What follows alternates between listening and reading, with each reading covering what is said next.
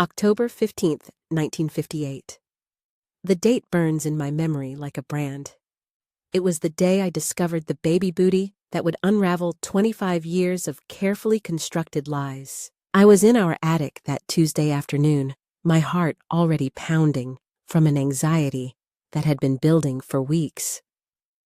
The Connecticut autumn light slanted through the dusty window, illuminating particles that danced like restless spirits above boxes of Lillian's childhood memories. My hand shook as I sorted through her belongings, each item a reminder of suspicions I'd been trying to suppress. Because lately I'd been remembering things, disturbing things, like how Arthur always insisted on checking Lillian's room at night long after she was old enough for such supervision. "Just making sure she's sleeping peacefully," he'd say, but something about his voice during those late-night visits had always made my stomach clench with unease I couldn't name. I remembered the sounds, muffled conversations through thin walls, creaking floorboards at midnight, Arthur returning to our bed with explanations about helping Lillian with her nightmares. I'd accepted these explanations because the alternative was unthinkable. But holding her report cards, now seeing how her grades had plummeted during her junior year, I felt those old fears resurface. When had my vibrant daughter become so withdrawn? When had she stopped laughing? Then my trembling fingers found it. Hidden beneath her 1954 yearbook, tucked between mathematics papers like a pressed flower, was a single baby booty. Pure white wool, no bigger than my thumb, with a delicate pink ribbon threaded through the top. The craftsmanship was exquisite, each stitch perfect, created with the kind of patient love that takes hours to complete. I had never seen it before in my life. Cold sweat broke across my forehead. My heart hammered so violently, I thought I might collapse right there on the dusty floorboards. This wasn't some forgotten toy or babysitting memento. This tiny shoe spoke of secrets buried so deep I'd never been allowed to glimpse them. The wool was soft but yellowed with age, and there was something deliberate about its concealment, not lost, not carelessly misplaced, but purposefully hidden like evidence. Evidence of what I couldn't yet comprehend, but every maternal instinct screamed that this booty represented something terrible. I sank onto the floor, my navy dress gathering dust I'd normally brush away immediately. Below me, Arthur moved around in his study, the familiar creak of his leather chair, the rustle of bank documents. The comfortable sounds of our ordered existence continued, while I clutched proof that our family harbored secrets I'd been trained never to question. My mind raced backward through the years. Lillian was 22 now, living alone in Hartford. She'd grown so distant, so careful around us both, but especially around Arthur. I thought of how she flinched when he entered a room, how she always sat far from him at dinner, how she left immediately after our Sunday visits. The booty felt warm in my palm, as if it held the heat of some long-buried heartbreak. Sitting in that dusty attic, holding evidence of an unnamed tragedy, I realized I didn't know my own daughter at all, and I was terrified to discover why. My name is Eleanor Morrison, and until that October afternoon, I believed I was living the American dream. At 38, I was married to Arthur Morrison, assistant manager of First National Bank, and one of Harmony Township's most respected citizens. Our white colonial house on Elm Street was picture-perfect manicured gardens, fresh paint, the kind of welcoming porch that belonged in magazines celebrating family values. I prided myself on being the ideal wife and mother. Every morning at 6, I prepared Arthur's breakfast with military precision, 2 eggs over easy wheat toast, with strawberry preserves coffee black. I ironed his shirts to crisp perfection and managed our household like a general commanding troops. I served on 3 church committees, hosted dinner parties that became social events, and maintained a reputation as a woman who had everything under control. Arthur, at 41, embodied masculine success. His silver-streaked hair gave him distinguished authority that matched his reputation for integrity and wisdom. Neighbors waved respectfully as he left for work each morning in pressed suits, and their wives regularly told me how fortunate I was to have married such a solid, reliable man. He coached Little League, served on the town council, and never missed Sunday service at First Presbyterian.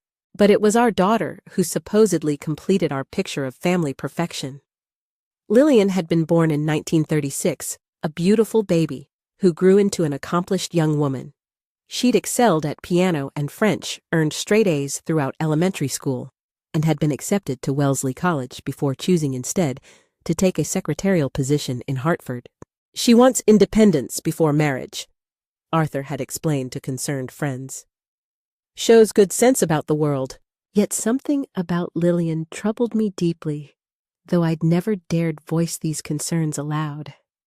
The vibrant child who used to dance through our house, humming popular songs, had gradually become someone else entirely quieter, more withdrawn, with a careful way of holding herself that suggested she was perpetually bracing for impact. The changes had begun around her sophomore year of high school. She'd started spending excessive time in her room with the door closed, claiming she needed quiet for studying. Her laughter became rare and hollow when it emerged. She stopped bringing friends home, stopped talking about boys or dances or any typical teenage interests. Most disturbing were those episodes during her junior and senior years, long periods of what Arthur called female troubles that required her to miss weeks of school. During these times, Lillian would become pale and listless, barely eating, staying in bed with what Dr. Henderson diagnosed as severe anxiety and hysteria. Some young women are more sensitive to the pressures of approaching womanhood, our family physician had explained. Complete rest away from familiar surroundings is often the best treatment. Arthur had arranged for Lillian to spend these difficult periods at a private retreat facility he'd learned about through banking connections. The place specialized in helping young women with nervous disorders, and Arthur always insisted on driving her there alone. Your presence might overstimulate her already fragile state, he'd explained when I'd asked to accompany them. The doctors specifically recommended minimal family involvement to prevent emotional complications. I'd accepted this reasoning because Arthur's judgment had never failed our family before. But now, remembering those trips, I recalled disturbing details. How Lillian would grip my hand desperately before Arthur led her to the car. How she'd return weeks later, even thinner, more distant, with something hollow in her dark eyes that makeup couldn't disguise. She'd lost significant weight during each absence, and there was a fragility about her that hadn't existed before. But she always assured me she felt better, and Arthur praised the professional care she'd received, so I'd pushed down my maternal concerns and focused on helping her readjust. Now, at 22, Lillian lived in a modest Hartford apartment, maintaining the kind of respectful distance that Arthur said was natural for young women establishing independence. She visited twice monthly for Sunday dinner, arriving precisely at 1 and leaving by 4, engaging in polite conversation, but never lingering for intimate mother-daughter talks we'd once shared. She's preparing herself for marriage and motherhood, Arthur would say when I expressed concern about her reserve. It's proper for young women to be thoughtful about their future responsibilities. But there were other memories surfacing now, troubling recollections I'd trained myself to ignore. Arthur's insistence on giving Lillian baths long after she was old enough for privacy. His habit of entering her room at night to check on her comfort. The way he'd discouraged her friendships, especially with boys, claiming he was protecting her innocence. I'd wanted to believe our family was exactly what it appeared, a testament to American values and righteous living. But holding that tiny booty, I realized believing and knowing were entirely different things. And I was about to discover just how little I actually knew about the people I loved most. I spent that evening pacing our living room like a caged animal, the booty hidden in my jewelry box upstairs. Arthur read his newspaper peacefully occasionally, commenting on bank business or town politics, completely unaware that I was studying his every gesture for signs of deception I couldn't yet name. Sleep was impossible. I lay beside him, listening to his steady breathing, my mind racing through possibilities I desperately didn't want to consider. By dawn, I'd made a decision that violated every instinct I'd cultivated as a proper wife. I was going to Hartford to confront Lillian directly. I waited until Arthur left for work, then dressed carefully in my burgundy wool suit, the one that made me look authoritative rather than maternal. The 45-minute drive to Hartford passed in a blur of autumn colors and mounting dread. My hands shook on the steering wheel as I navigated city streets to Lillian's neighborhood. Her building was modest brick 3 stories in a respectable but far from elegant area. I climbed narrow stairs to apartment 2B, my heels echoing like gunshots in the empty hallway. Each step felt like walking toward an execution I'd arranged for myself. When Lillian opened the door, her appearance nearly broke my resolve. She'd grown painfully thin since our last Sunday dinner, her clothes hanging loose on her small frame. Dark circles shadowed her eyes, and something startled flickered in her expression, like a deer caught in headlights. Her voice carried panic I'd never heard before. "What are you doing here? Is something wrong with Father?" The question hit me strangely. Why would she immediately assume something was wrong with Arthur? "May I come in, dear?" She actually hesitated, before stepping aside. Her apartment was tiny but spotless, furnished with second-hand pieces that looked like they'd come from charity shops. Everything was meticulously organized, but there was something sterile about the space, as if it were more hiding place than home.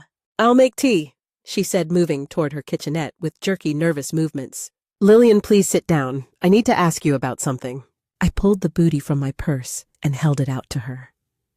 The effect was instantaneous and devastating. All color drained from her face, and she stumbled backward as if I'd struck her physically. Her breathing became shallow and rapid. "Where did you find that?" The words came out as barely a whisper. "In the attic, hidden in your old school books." "Lillian, what is this?" She collapsed into her armchair, her entire body trembling violently. For several long moments, she said nothing, just stared at the booty with an expression of such profound anguish that my own heart began racing. "It's nothing, Mother. Just something I kept. A keepsake." "A keepsake from what?" Her laugh was bitter and completely hollow. "You wouldn't understand. You've never understood anything important." I knelt beside her chair, taking her ice-cold hands in mine. They felt like stones. "Try me. Please, Lillian. Whatever this is about, whatever's wrong, you can tell me. I'm your mother." She looked at me then with eyes that seemed decades older than her 22 years. There was knowledge there, terrible, intimate knowledge that no daughter should ever possess. "My mother," she said slowly. "Yes, you are. The mother who never asked why I stopped eating for months at a time. The mother who never questioned why I cried myself to sleep every night for 2 years. The mother who accepted every explanation he gave you without ever talking to me directly." Her words hit like physical blows. "Lillian, I don't understand." "The retreats, Mother." Her voice was gaining strength, though tears had begun flowing down her cheeks. "Those wonderful retreats that Father arranged for my nervous condition. Do you want to know what they actually were?" My throat felt like it was closing. "Dr. Henderson said you needed rest for your anxiety. Dr. Henderson never saw me during those episodes. Father took me to a completely different doctor. A man named Abernathy who ran a clinic in Millbrook. A clinic that specialized in solving problems for girls who got into trouble." The room began spinning around me. "What kind of problems?" Lillian stood and walked to her window, wrapping her arms around herself, as if trying to hold her body together. When she turned to face me, there was a strength I'd never noticed before, the strength of someone who'd survived the unsurvivable. "The kind of problems that happen when a 16-year-old girl." Repeatedly, by her own father. The words hit me like a sledgehammer to the chest. I couldn't breathe, couldn't think, couldn't process what she'd just said. The familiar world I'd inhabited for 25 years tilted completely off its axis. "No, that's impossible.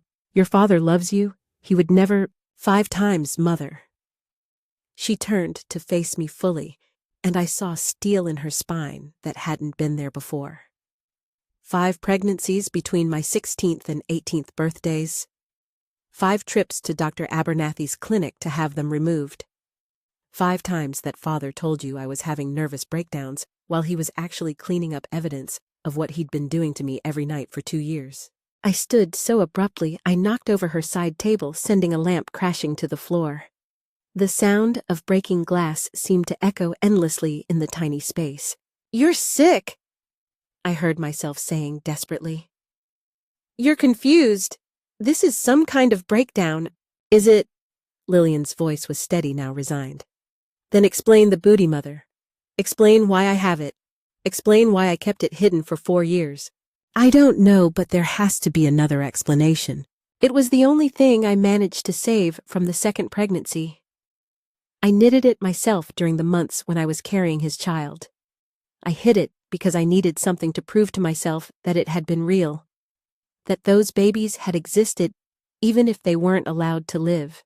The word babies shattered something inside me completely. I grabbed my scattered belongings and fled that apartment like the coward I was, leaving my daughter, standing alone, surrounded by truths too monstrous for me to face. I made it to my car before the vomiting started. I sat in the parking lot, retching into my handkerchief, my body rejecting not just food, but the entire reality Lillian had tried to share with me. The drive home was a nightmare of tears and shaking hands. But one thought kept repeating itself with crystalline clarity. I had to know if my daughter was telling the truth, even if that truth destroyed everything I'd ever believed about my life. I found Arthur in his study when I returned, seated behind his mahogany desk, reviewing quarterly reports. He looked up with that warm smile that had charmed me for 25 years, completely unaware that I was seeing him with new eyes. "Eleanor, you're back early from your errands?" He removed his reading glasses carefully. "I was just reviewing bank performance. We're having our best year in decades." I stood in the doorway, clutching my purse, feeling like I was looking at a stranger wearing my husband's face. "Arthur, I went to see Lillian today." Something flickered behind his eyes so quickly I almost missed it. "Oh, how is she? I hope she's not overworking herself at that law firm." The casual dismissiveness in his tone ignited fury I'd never felt before. "She told me about Dr. Abernathy." The silence stretched between us like a taut wire. Arthur set down his pen with deliberate precision and folded his hands. "Eleanor, sit down. You look upset." "Don't tell me what to do!" The words exploded from me with violence that surprised us both. "Tell me about Dr. Abernathy, Arthur. Tell me about those retreats." Arthur stood slowly, his movements calm and measured. When he spoke, his voice carried the patient tone he used for dealing with hysterical women. "Sweetheart, whatever Lillian told you has clearly disturbed you. Come here and let me explain what's really happening." He moved around the desk with arms outstretched. "Lillian has always been imaginative. Remember her childhood monsters, how real they seemed to her?" I stepped backward away from his reaching hands. "She showed me this." I pulled the booty from my purse with shaking fingers. Arthur examined it with analytical attention. After a long moment, he sighed deeply. "Oh, Eleanor, where did she get this?" "She said she made it during her second pregnancy." "Pregnancy?" Arthur's eyebrows rose in apparent surprise. "Eleanor, think about what you're saying. Do you really believe I could harm our daughter?" His voice was wounded, incredulous. This was Arthur, the man who'd comforted me through my mother's death, who'd celebrated every milestone of our marriage. She seemed so certain. "Lillian is mentally unstable, Eleanor. You've seen it yourself, the mood swings, the withdrawal, the inability to function normally in society. Some young women have severe psychological difficulties adjusting to adulthood." He was right. I had seen those changes, had worried about them while accepting his reassurances. "But Arthur, I need to understand." "What you need to understand," he said, moving closer, "is that our daughter requires professional help, not encouragement of her delusions." His hands settled on my shoulders. I know this is frightening, but we can't help her by enabling these fantasies. But something in me had shifted permanently. Arthur, I want to see her medical records from those retreats. His grip tightened slightly. That's not possible, Eleanor. Patient confidentiality laws prevent. I'm her mother. And I'm her father, which gives me legal authority over her medical care until she reaches majority. I made decisions to protect her welfare and our family's reputation. What decisions exactly? Arthur's expression grew stern. Sometimes a wife must trust her husband's judgment, even when she doesn't understand all the complexities involved. That phrase, trust your husband's judgment, had been used to silence me countless times throughout our marriage. But not tonight. I'm calling Dr. Abernathy myself, I said. Arthur's mask slipped for just an instant, revealing something cold beneath. Eleanor, that would be extremely unwise. Dr. Abernathy provides discreet services for families facing sensitive situations. Involving yourself directly could create complications. What kind of complications? The kind that destroy reputations and ruin lives unnecessarily. I stared at my husband and realized I was seeing him clearly for the first time. Not the respected banker and community leader, but a man who spoke in euphemisms and threats when pressed for truth. Arthur, did you take Lillian to Dr. Abernathy because she was pregnant? The question hung between us like an accusation. Arthur's face went through several expressions before settling on paternal disappointment. Eleanor, if you must know the sordid details, yes. Lillian made poor choices with inappropriate young men. I handled the natural consequences discreetly to protect her future marriage prospects. My legs nearly gave out. How many times? 5 times between her 16th and 18th birthdays. Despite my supervision, she found ways to engage in relations with boys from town. Which boys? Arthur waved dismissively. That's irrelevant now. What matters is that I managed each situation appropriately. I want their names, Arthur. He looked at me with the expression reserved for children asking inappropriate questions. Eleanor Lillian refused to identify them even under pressure. She protected these boys who had used her shamefully. And there, it was the central impossibility in Arthur's story. How had our carefully monitored daughter conducted secret relationships with multiple boys while under constant supervision? When had these encounters occurred? Where? Arthur? I said quietly, during those periods when Lillian got pregnant, she was always either grounded sick or with family. When exactly did she have opportunity to meet these boys? For the first time, Arthur looked genuinely confused. Teenagers find ways, Eleanor. They're remarkably resourceful when it comes to defying parental authority. But I was remembering now, really remembering. During each period when Lillian would have conceived, she'd been under near constant supervision, either confined to the house as punishment recovering from illness, or on family trips where she was never alone. There was only one person who'd had unlimited access to her during those times. That night, I lay awake staring at the ceiling while Arthur slept peacefully beside me. His breathing was steady and untroubled, the sleep of a man who'd successfully deflected uncomfortable questions.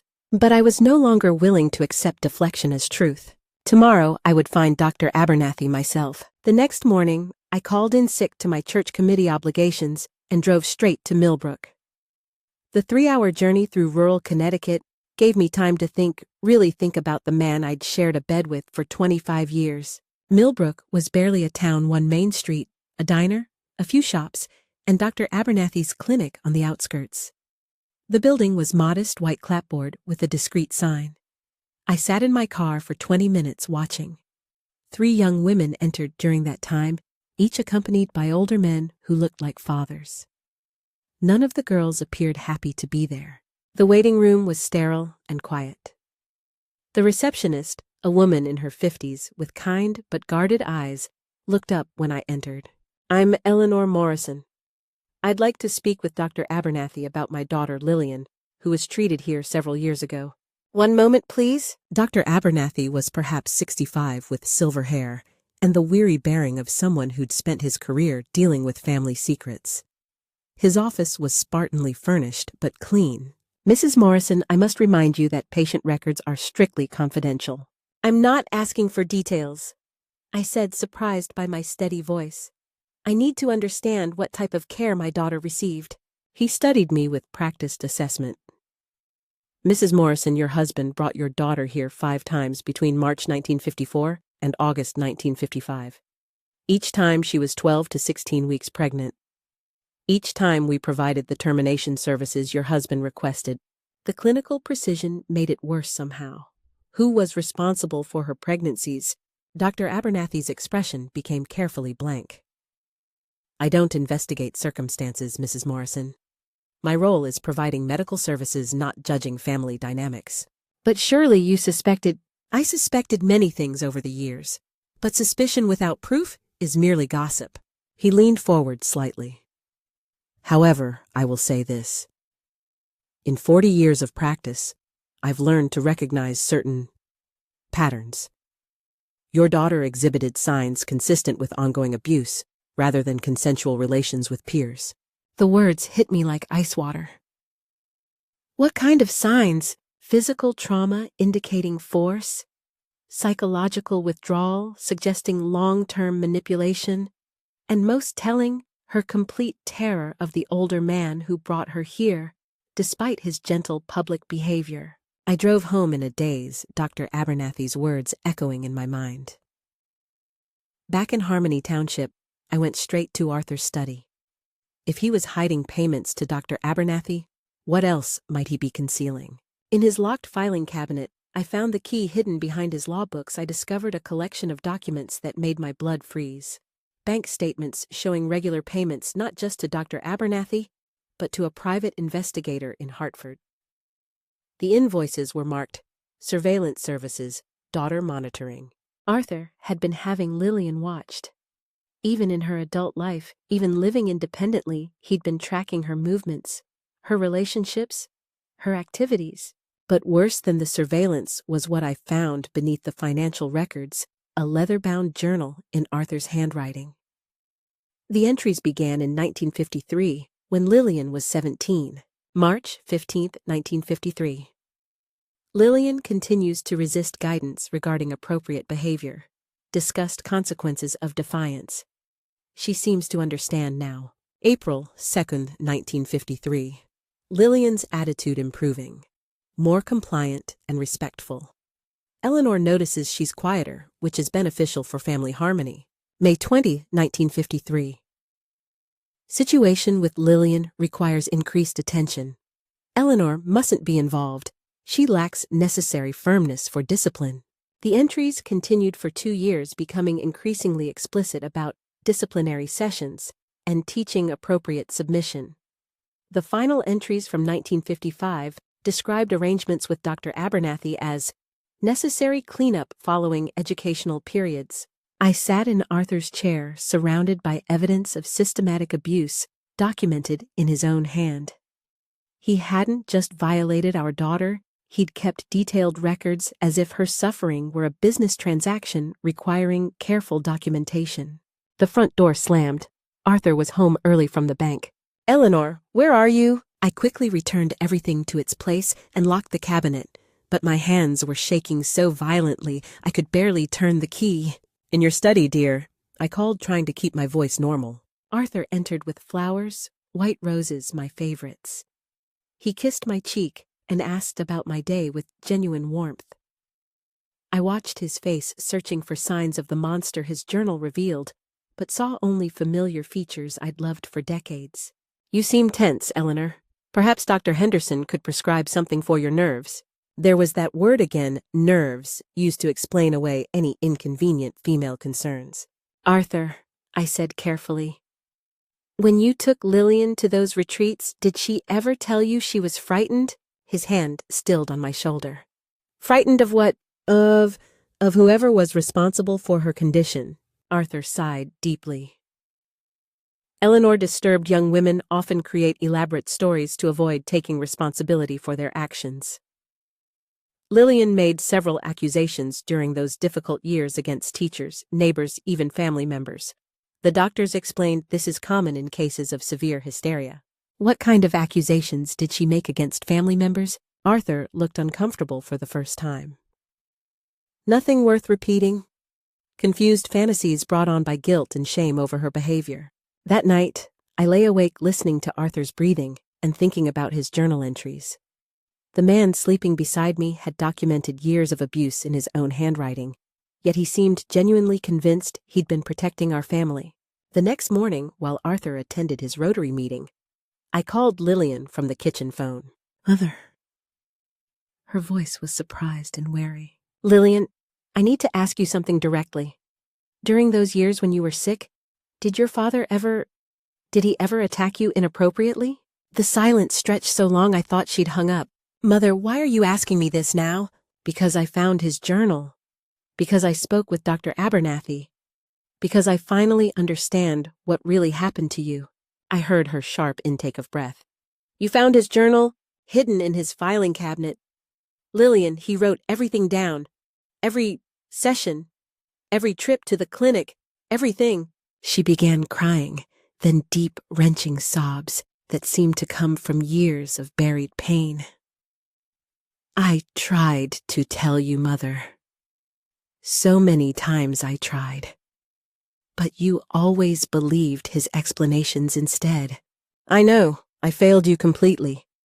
But I believe you now, and I'm going to make this right. How it's been 4 years, Mother. Who's going to believe us? Who's going to care about something that happened to one girl so long ago?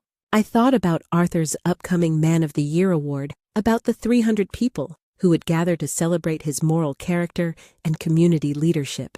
Everyone, I said, I'm going to tell everyone. The line was quiet for a long moment.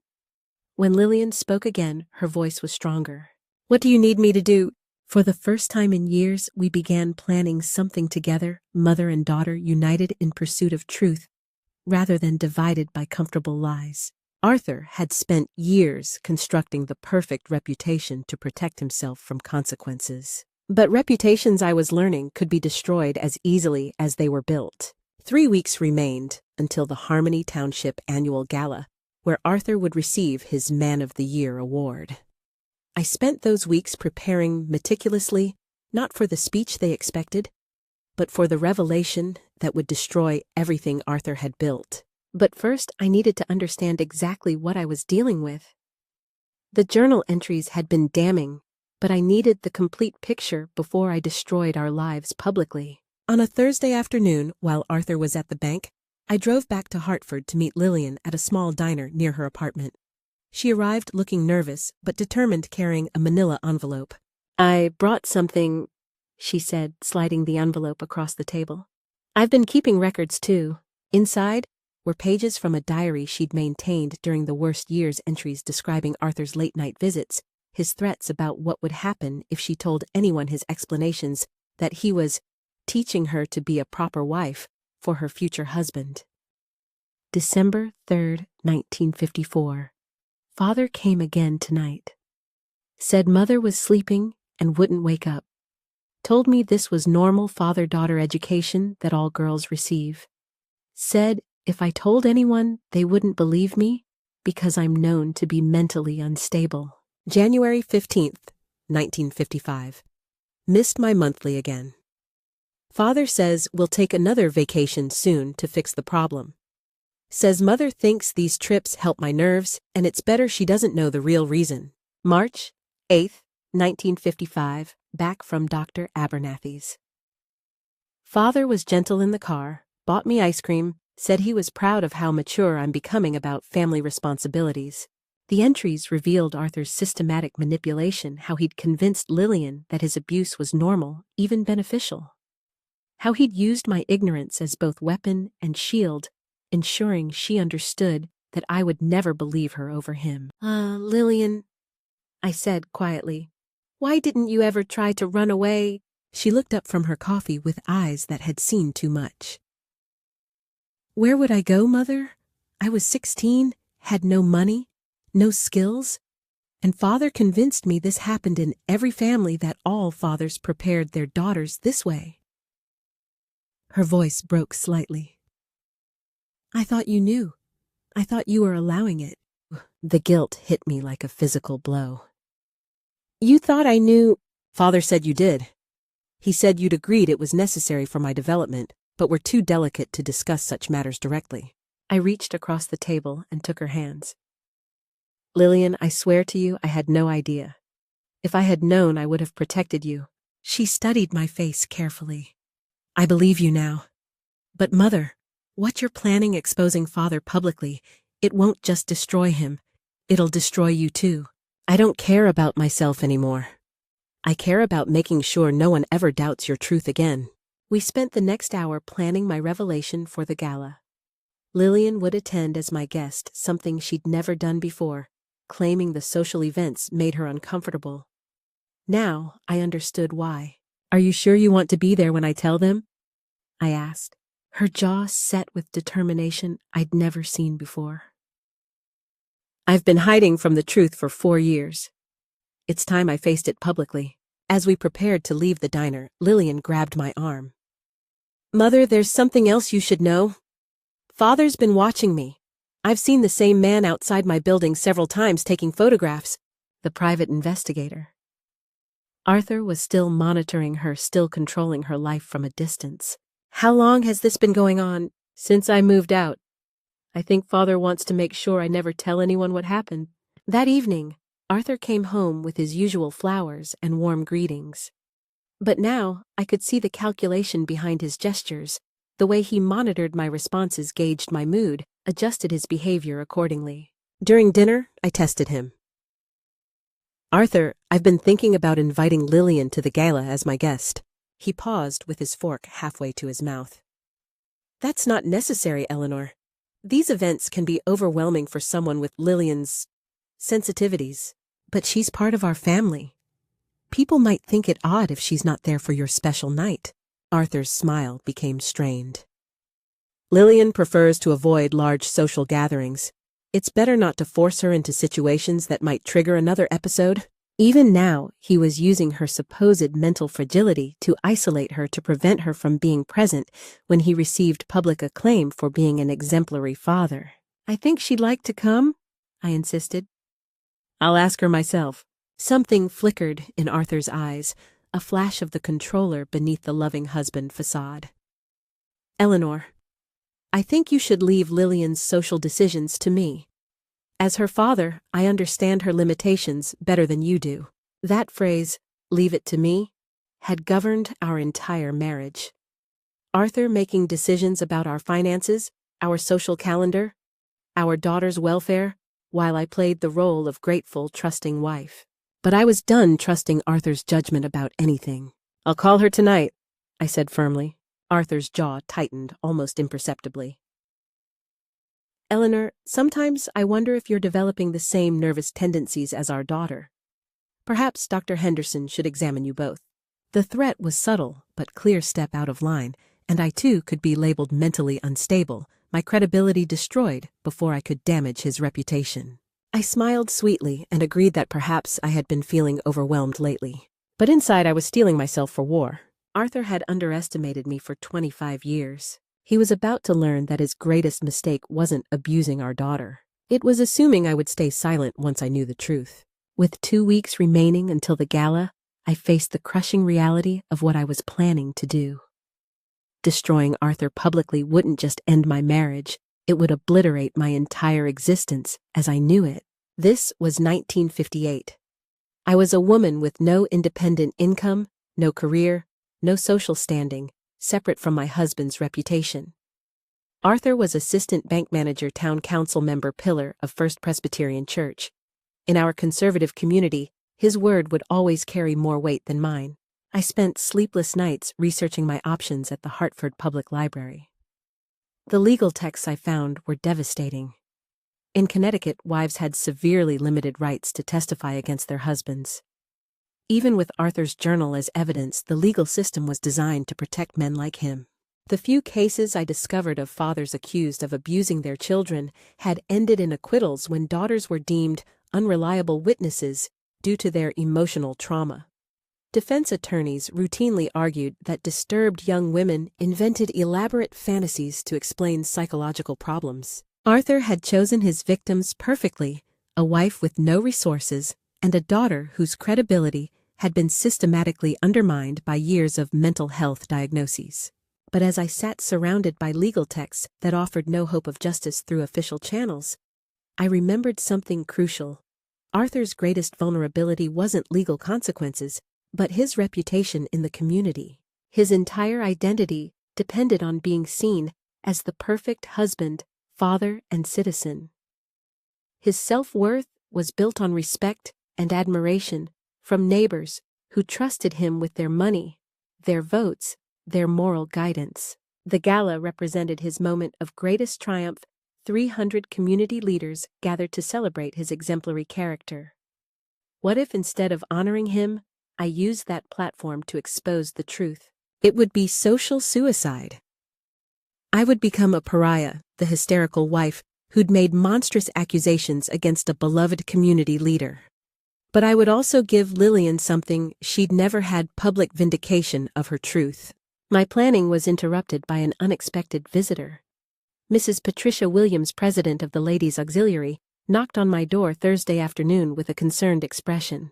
"Eleanor, dear, I hope you don't mind me stopping by unannounced. I've been worried about you." We sat in my living room with tea and cookies, Patricia's eyes scanning my face with professional assessment. "Several people have mentioned that you seem troubled lately. Distracted during meetings, withdrawn from social activities. Are you quite well?" The question felt like a trap. Had Arthur been preparing the ground for discrediting me if I became troublesome? "I've been a bit tired," I said carefully. "Nothing serious." Patricia leaned forward with motherly concern. "Eleanor, we've been friends for 15 years. I know when something's wrong. Is there trouble at home? Problems with Lillian, perhaps?" "Why would you think there are problems with Lillian?" "Well, her difficulties over the years. The nervous episodes, the retreat treatments. Arthur's been so patient, so devoted in managing her care. But it must be exhausting for you both." I realized then how thoroughly Arthur had shaped the community narrative about our family. Everyone knew that Lillian was mentally unstable, that Arthur was a long-suffering father dealing with a troubled daughter, that I was the fragile wife who needed protection from harsh realities. "Patricia," I said slowly, "what exactly has Arthur told people about Lillian's condition?" She looked uncomfortable. "Just that she's always been sensitive, prone to flights of fancy and emotional outbursts. He's mentioned concerns about her ability to distinguish between reality and imagination." My stomach clenched.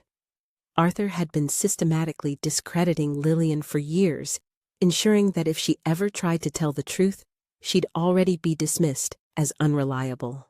"Has he said anything specific about her mental state recently?" Patricia hesitated. "Eleanor, I hope you won't take this the wrong way, but Arthur's confided that Lillian has been making some very disturbing claims lately. Accusations against family members that are clearly products of her illness." There it was, Arthur's insurance policy. He'd already begun spreading word that Lillian was making false accusations, preparing the community to dismiss anything she might say. "What kind of accusations?" I asked, though I dreaded the answer. "Inappropriate suggestions about her relationship with Arthur. Completely preposterous, of course, everyone knows what kind of man he is, but concerning from a psychological perspective." I felt the walls closing in around me. Arthur hadn't just abused our daughter, he'd constructed an elaborate framework to ensure she could never be believed if she spoke out. After Patricia left, I called an emergency meeting with Lillian at the Hartford diner. When I told her what Patricia had revealed, she went pale. "He's been doing this for months," she said quietly.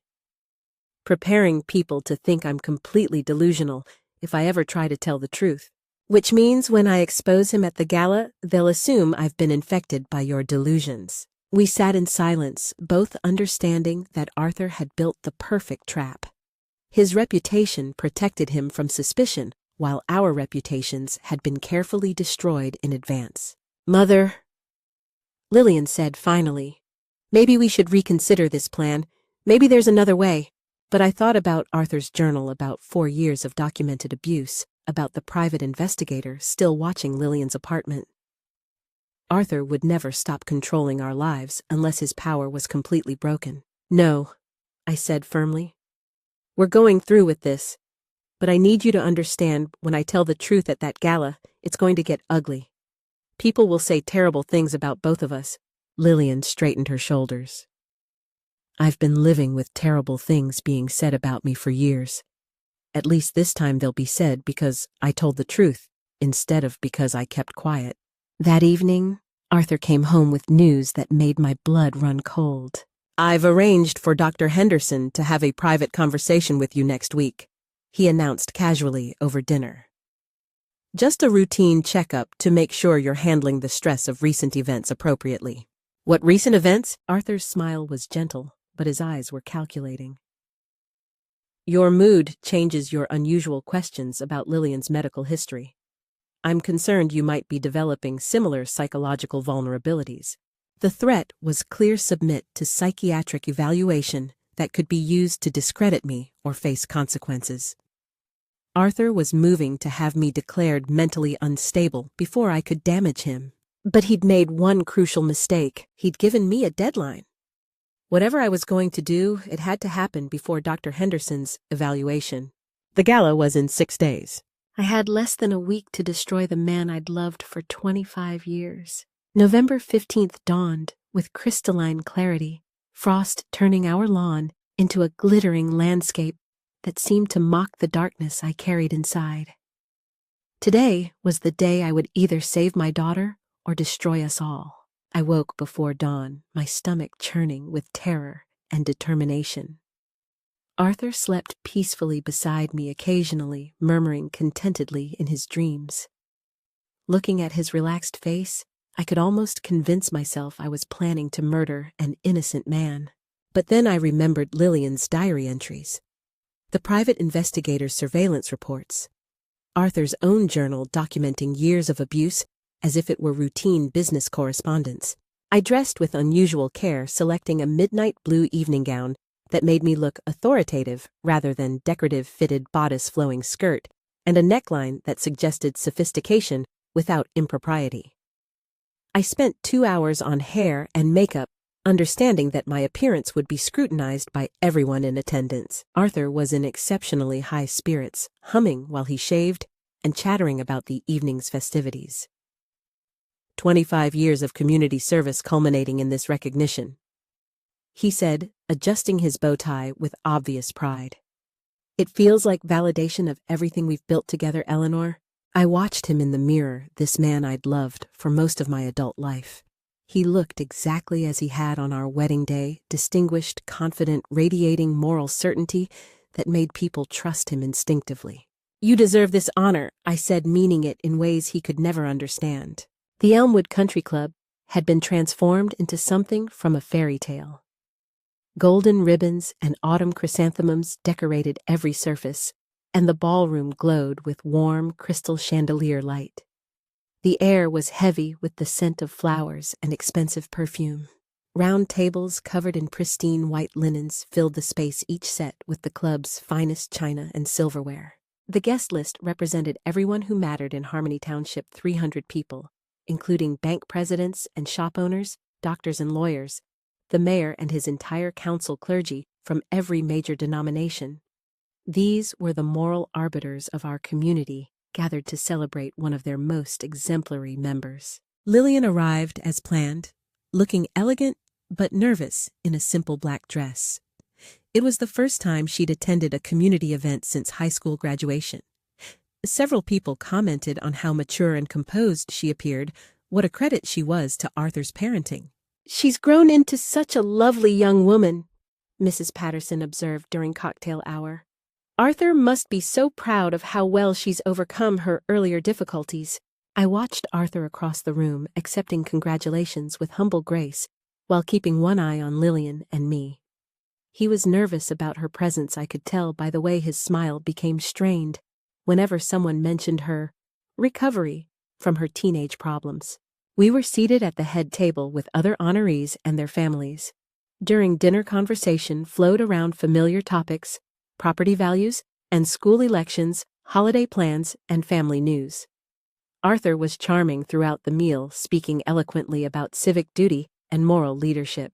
A successful man's greatest responsibility, he told the table, is setting an example for younger generations.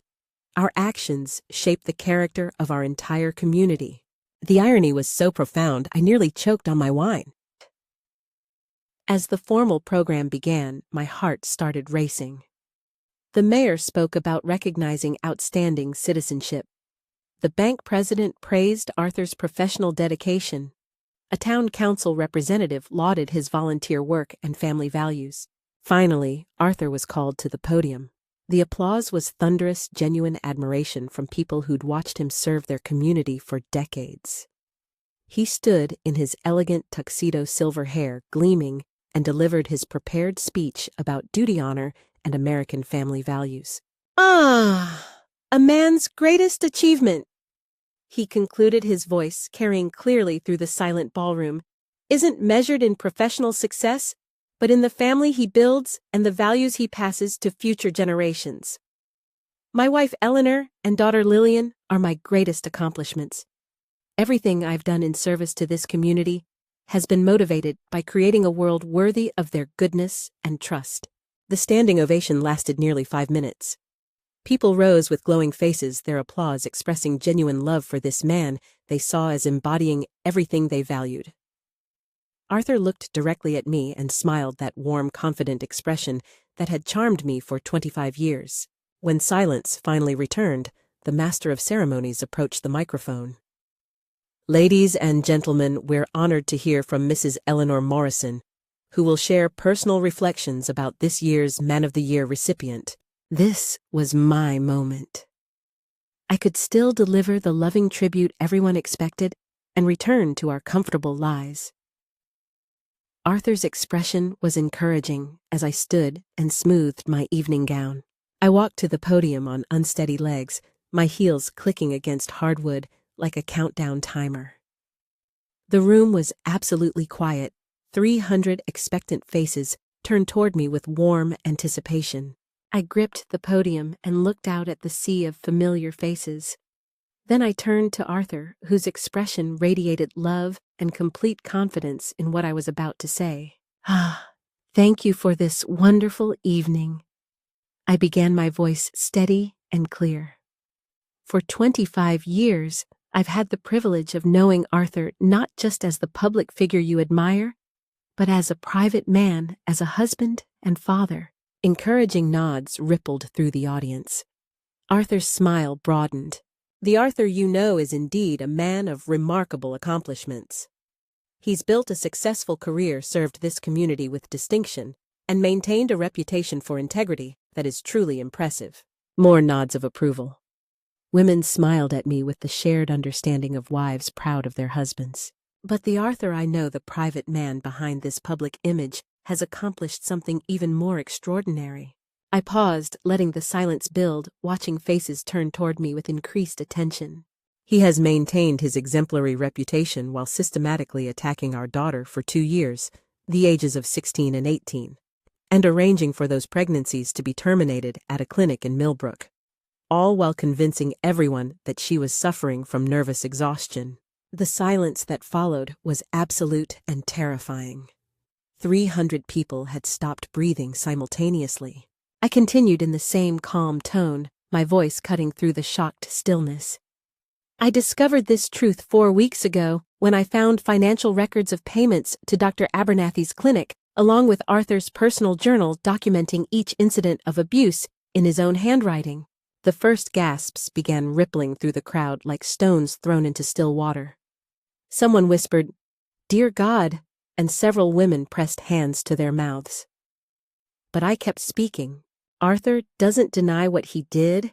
He simply believes he was protecting our family's reputation by handling a delicate situation with appropriate discretion. He convinced me for years that our daughter was mentally unstable, that her accusations were products of a disturbed imagination. Arthur had gone completely pale. He started to rise from his chair, but something in my expression made him freeze. I'm not finished. The ballroom erupted into chaos. People turned to neighbors in shocked voices, rising in confused outrage. Someone shouted, "This can't be true," and someone else yelled, "She's having a breakdown." But my voice carried over the noise. I stand here tonight not to destroy my husband, but to speak a truth that should have been told years ago. I stand here as a mother who failed to protect her child, who chose comfortable lies over painful realities. Arthur was on his feet now, moving toward the podium. His face showed confusion and hurt rather than guilt. He genuinely believed I was having some kind of episode. "Eleanor, please stop this. You're clearly unwell. Let me help you."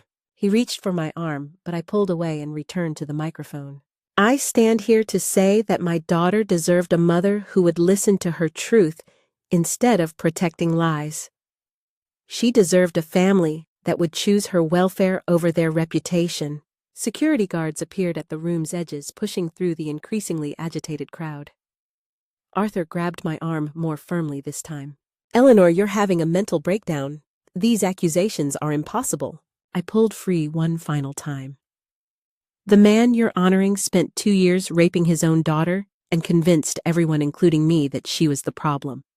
I spent 25 years building what I thought was the perfect family, and tonight I'm destroying it so that maybe finally someone will believe her." Arthur's face cycled through confusion, hurt, and finally something that looked like genuine bewilderment. "Eleanor, I would never. You don't understand what you're saying." But I was already walking away, straight through the stunned crowd toward the exit. People pressed against tables to let me pass, their faces showing mixtures of shock, horror, and morbid fascination. Some reached out as if to stop me or offer comfort. Others recoiled as if my words might be contagious. Behind me, Arthur's voice rose above the chaos, urgent and reasonable. "My wife is clearly having a severe psychological episode. Please someone call Dr. Henderson. She needs immediate medical attention." I reached the ballroom doors and turned back once.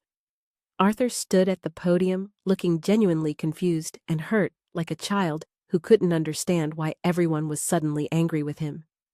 Lillian sat at our table with tears streaming down her face, but her spine was straight and her chin was raised. For the first time in 4 years, my daughter wasn't hiding. I walked through the country club's ornate lobby and out into the cold November night, where my car waited. Behind me, I could hear people pouring from the building, their formal attire dark against the entrance lights. As I drove away from the Elmwood Country Club, I saw groups of people in animated conversation under the streetlights. Some were already getting into cars, rushing home to telephone friends with the shocking news. Others stood in heated discussion about what they'd just witnessed. By morning, everyone in Harmony Township would know what Arthur Morrison had allegedly done to his daughter. And everyone would know that his wife had chosen to destroy everything rather than protect his secrets any longer. There was no going back now. I had detonated a bomb in the center of our community, and the fallout would define the rest of our lives. But for the first time in 25 years, I had chosen my daughter over my husband, and that felt like the most important victory of my life. Falling action 1050 words, I drove straight through the night to Hartford, my evening gown rustling with every movement. The November air was sharp enough to cut glass, but I kept the windows open, needing the cold to remind me I was still alive, in a world that had fundamentally changed. Lillian's apartment building looked fragile in the darkness, like something that might collapse if I knocked too hard. I climbed to the second floor, my heels echoing like gunshots in the empty hallway. She opened the door before I could knock, still wearing her black dress from the gala. Her eyes were red from crying, but there was something different about her posture, straighter, more solid, as if a weight had been lifted from her shoulders. "I drove straight here after you left," she said simply. I couldn't stay to hear what they were saying about us. We sat in her small living room, both of us still in our formal clothes, looking like survivors of some elegant disaster. "Are you all right?" I asked. Lillian laughed, actually laughed for the first time in years. "Mother, for the first time since I was 16, I'm not carrying this secret alone. For the first time, someone else knows the truth and believes me." She wiped her eyes. "I'm terrified about what comes next, but I'm not alone anymore." We talked until Dawn really talked for the first time since she was a child. She told me about the years of thinking she was crazy, of wondering if what happened to her was normal in every family. She described the relief and terror of each trip to Dr. Abernathy's clinic, the way Arthur would buy her ice cream afterward and tell her how proud he was of her maturity. "The worst part wasn't the physical abuse," she said quietly. "It was the way he made me feel complicit. Like I was choosing this. Like I was protecting the family by keeping quiet." I told her about my own blindness, about the warning signs I'd ignored, about how I'd valued social respectability over her welfare. We talked about forgiveness, not for Arthur, but for ourselves and each other. "I forgive you, Mother," Lillian said as the sun rose over Hartford. "You couldn't see what you weren't prepared to see, but you saw it eventually and you chose to act. That matters more than how long it took." Those words, "I forgive you," hit me with more force than any of the night's revelations. 25 years of guilt began to lift from my shoulders. 2 days later, the consequences began in earnest. A Hartford Courant reporter knocked on Lillian's door, having heard rumors about the dramatic scene at the gala. We decided to tell our story fully and publicly, understanding that silence had protected Arthur long enough. The article, published on November 20th, 1958, was front-page news throughout Connecticut. The headline read, "Respected banker accused of years of family abuse by wife and daughter." The story included excerpts from Arthur's journal, Dr. Abernathy's clinical notes, and detailed interviews with both Lillian and me. The response was immediate and polarizing. Half the community rallied to Arthur's defense, claiming I'd suffered a mental breakdown and corrupted Lillian with false memories. The other half began questioning everything they thought they knew about family dynamics and community leadership. But something unexpected happened. The article prompted other women to come forward. Letters poured into the newspaper offices from across New England, women sharing similar stories of abuse cover-ups and community silence. We weren't alone. The epidemic of family violence had simply been invisible, hidden behind respectable facades and social pressure to protect male reputations. 3 weeks after the gala, I received a phone call that changed everything again. "Mrs. Morrison. This is Detective Robert Hayes from the Connecticut State Police. We'd like to discuss the allegations you've made against your husband." Arthur had been arrested at his bank that morning. The combination of his journal, Dr. Abernathy's records, and Lillian's testimony had been enough for prosecutors to file formal charges. The private investigator Arthur had hired to watch Lillian cooperated fully, providing evidence that Arthur had been systematically stalking her even after she reached adulthood. During the investigation, 2 other families came forward with similar accusations. Arthur's pattern of abuse wasn't limited to our household. He'd been targeting vulnerable young girls in his role as youth counselor at the church for years. The trial lasted 6 months. Arthur's defense team portrayed him as a devoted father, driven to desperate measures by his daughter's mental instability and his wife's jealous delusions. But the physical evidence was overwhelming, and Lillian's testimony was devastatingly credible. On June 15, 1959, Arthur was sentenced to 5 years in state prison for child abuse and sexual assault. It wasn't nearly long enough for what he'd done, but it was justice of a sort, the first time in Connecticut history that a respected community leader had been held legally accountable for family abuse. The social consequences were equally significant. Arthur's conviction sparked statewide discussions about family violence and the need for legal reforms. New laws were passed requiring mandatory reporting of suspected abuse, and training programs were established for teachers, doctors, and clergy to recognize warning signs. Most importantly for us, the trial's outcome validated Lillian's truth in the most public way possible. She was no longer the disturbed daughter of a respected man. She was a survivor whose courage had exposed a community-wide problem and prompted meaningful change. Throughout this period, I worried constantly about the toll the publicity was taking on Lillian. But she surprised me with her resilience and determination to help other victims. "Mother," she told me during one of our weekly dinners, "hiding from what happened to me didn't protect anyone. It just enabled Arthur to hurt other people. Speaking the truth was the first step toward healing, both for me and for our community." We moved to Cedar Falls in the summer of 1959, wanting to start fresh away from the intense scrutiny and divided loyalties of Harmony Township. It was a quiet town where we could rebuild our relationship without constant reminders of our past. For the first time in our lives, Lillian and I were truly free from Arthur's control.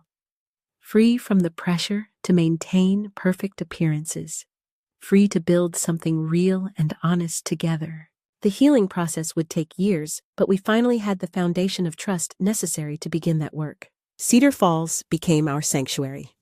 The small Connecticut town welcomed us as two women starting over after unspecified family difficulties, exactly the kind of respectful anonymity we needed to rebuild our lives. I found work as a bookkeeper for Cedar Falls Hardware, while Lillian took a position with Dr. Patterson's medical practice. We rented a small house with a garden where Lillian could grow the vegetables she'd always loved tending. For the first time since her childhood, she began to smile regularly. The healing wasn't linear or easy. Lillian struggled with nightmares and anxiety attacks for months. There were days when she couldn't bear to be touched, when even a maternal hug felt like an invasion. I learned to recognize her triggers and respect her boundaries, understanding that rebuilding trust would take time. But gradually, we began to function as a real family. We cooked dinner together, shared books, took long walks around Cedar Falls' quiet neighborhoods. Lillian started talking about her dreams for the future, something she'd never been allowed to do before. In the spring of 1960, 6 months after we'd settled in Cedar Falls, Lillian came home with news that would change both our lives again. Dr. Patterson has offered me a scholarship to nursing school, she announced over dinner. It would mean 2 years of intensive study, but afterward, I'd have a profession, real independence, and the ability to help other women facing difficult situations. Looking at my daughter, 24, now still carrying scars, but no longer defined by them, I felt profound pride.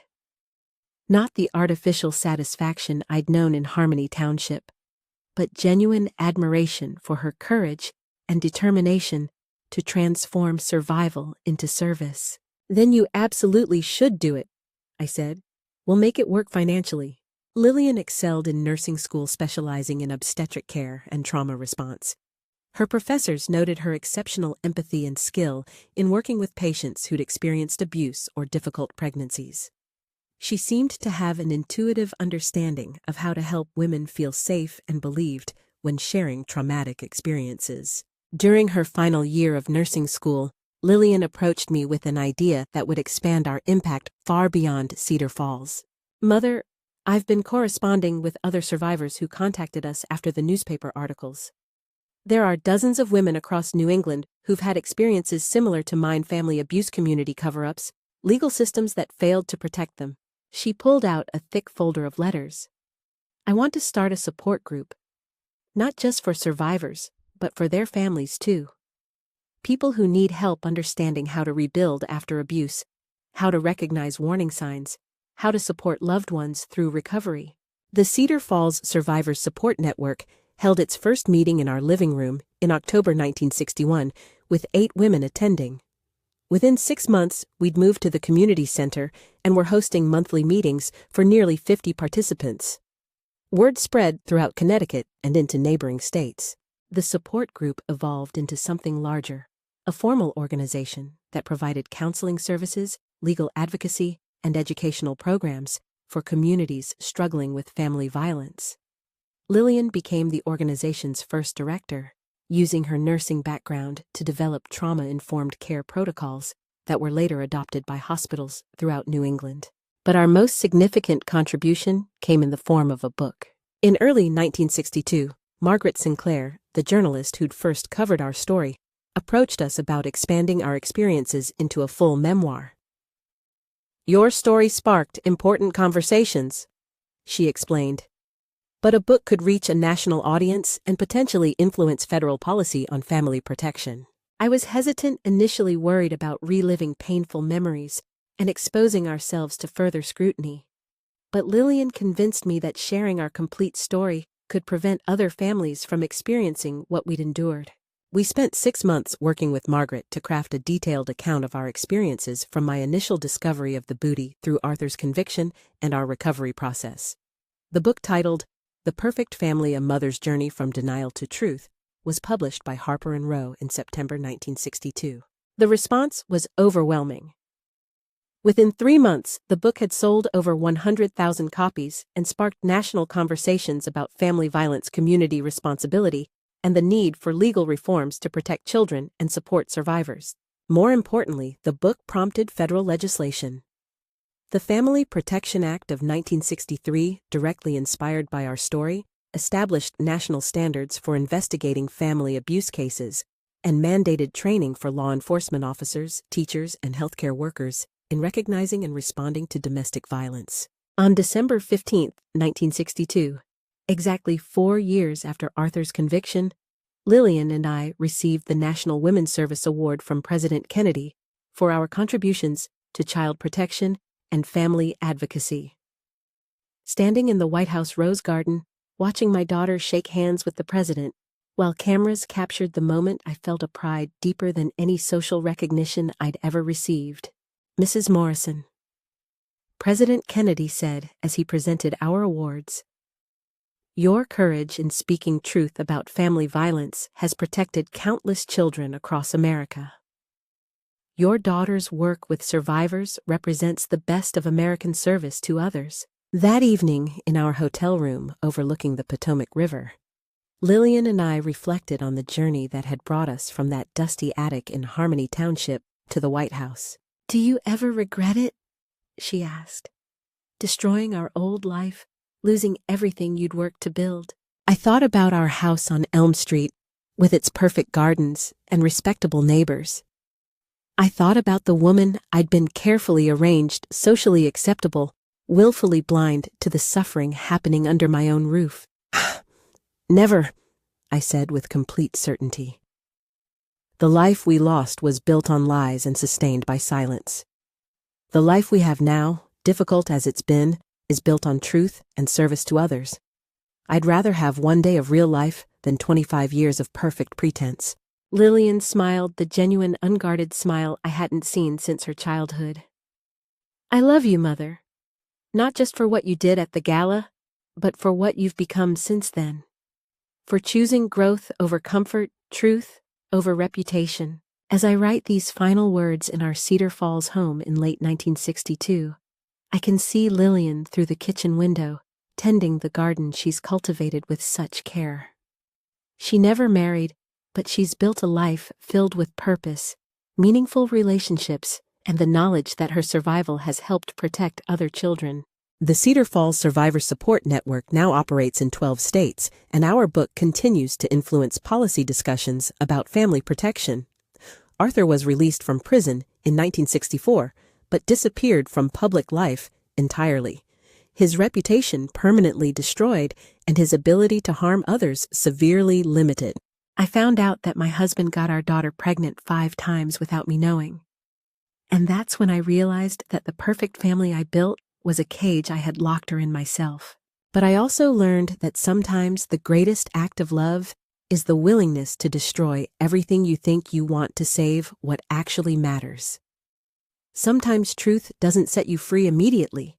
Sometimes it burns away everything false, first forcing you to rebuild from ashes.